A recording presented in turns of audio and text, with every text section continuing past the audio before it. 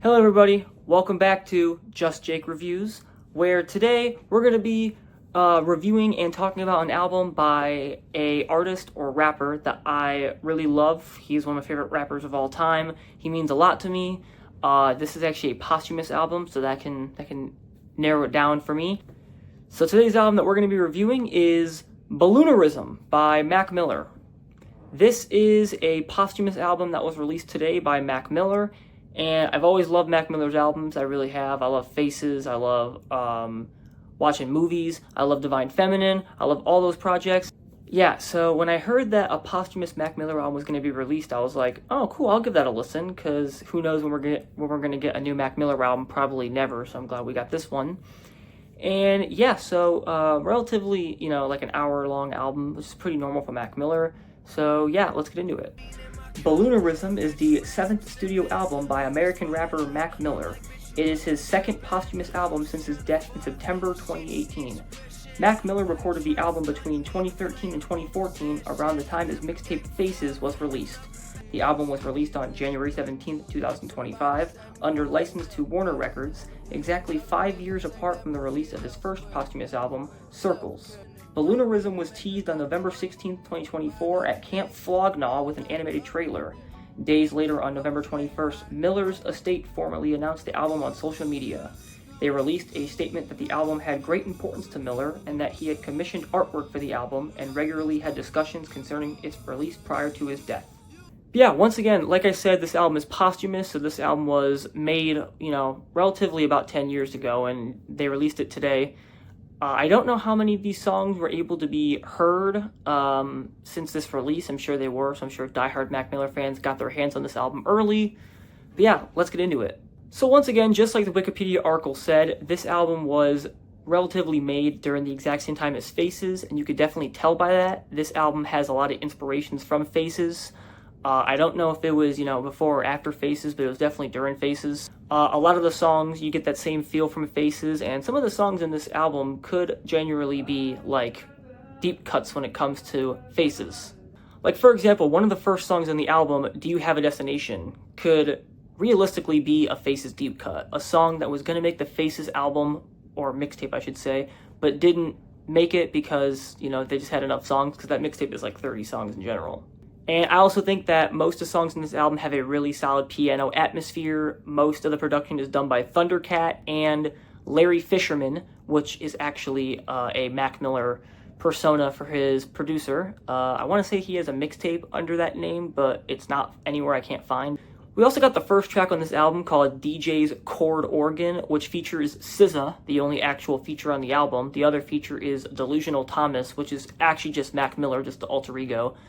But yeah, this first track features SZA, and it is generally more like an intro. I mean, I know the first song on the album is actually a skit, but this track is genuinely supposed to be the intro. Mac Miller's barely on it. He has a few ad-libs. This is just really good, solid SZA vocals over a pretty good drum beat. It lasts quite a while, but if it's SZA, I ain't complaining. Then you got the single that was released a week before, $5 Pony Rides, which is not my favorite song off the album, but, it's okay. I like all the lyrics mainly on this album. They sound pretty deep. They sound pretty well.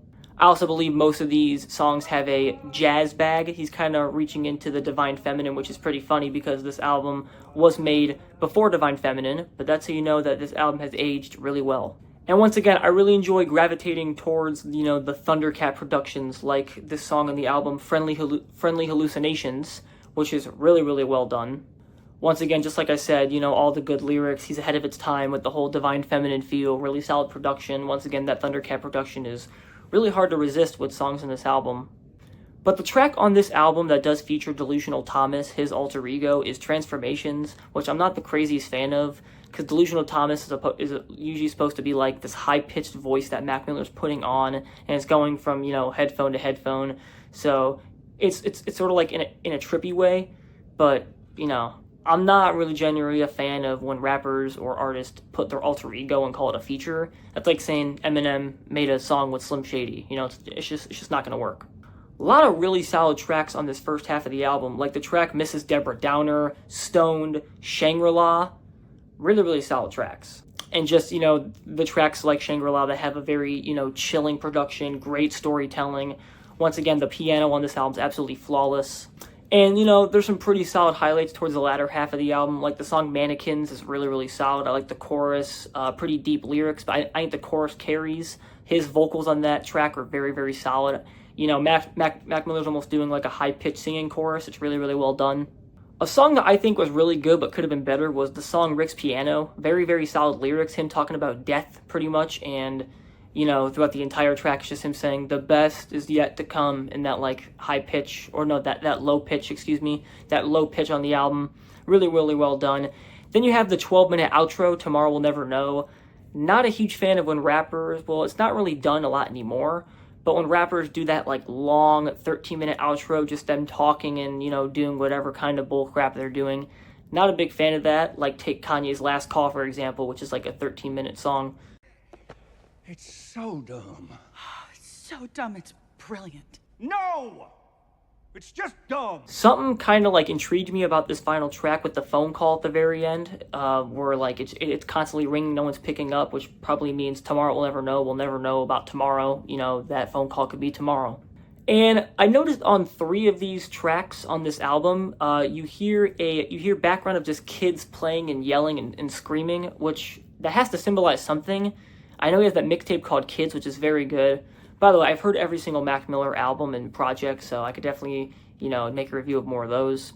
But Kids got to symbolize something on this album. Then you just have, a song like, for example, Excelsior that really, gets to the point right away. Very short song. It's probably the shortest song in the entire album. Just gets to the point. More kids in the background, symbolizes something. Might as well cut to the chase for the ending already, because I haven't talked about the song yet, but my favorite song on the entire album is by far Funny Papers. No doubt about it, Funny Papers, this is the best song on the album. Every single thing about this song is fantastic.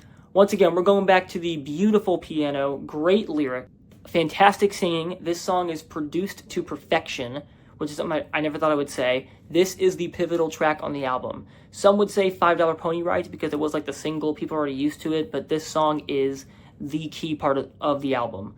Funny Papers is fantastic. And my least favorite track on the album, I'm not going to say it's bad because there's no real bad song. I'm going Excelsior. Once again, pretty short, like a 2 minute and 12-second song. The only thing I got from it was, more kids in the background. He is telling a story, but, Spotify doesn't really have the lyrics. Yeah, he is telling a story on this, but once again, it's just a little short. I'm not counting, the outro or the intro skit. So, in my opinion, my score and my rating for this album. First, the rating.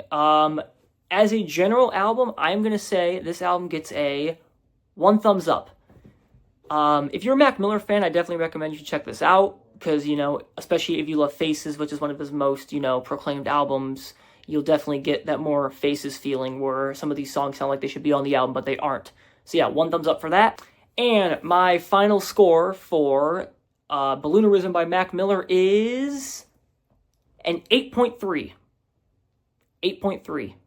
But yeah, that's going to be all for the review. I'm trying to keep these reviews shorter. I really enjoy this time here. I'm only recording for 10.5 minutes, but it'll definitely be shortened down. Definitely going to keep these reviews shorter. I like that. The first one I did really well. These will be out on YouTube in probably a week or 2. So just wait out for that. But anyways, that's going to be all for the review. And I will see you guys next time. Goodbye.